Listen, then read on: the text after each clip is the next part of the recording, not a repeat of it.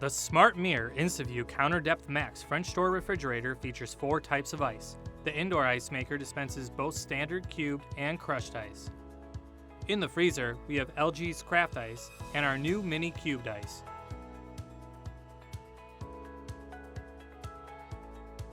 The bins have convenient labels which provide more information about the use and maintenance. Each bin is designed for a specific kind of ice, and while they can be removed, they are not interchangeable.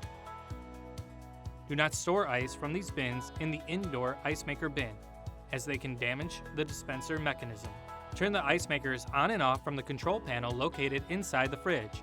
Press the Craft Ice button to cycle through either 3 pieces or 6 pieces of Craft Ice per day, or to turn the ice maker off.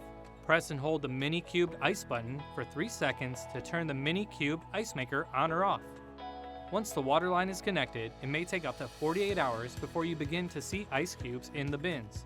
Discard the first batch of ice, after which it can take up to 8 hours for a new batch of mini cubed or standard ice, and 12 to 24 hours for Craft Ice.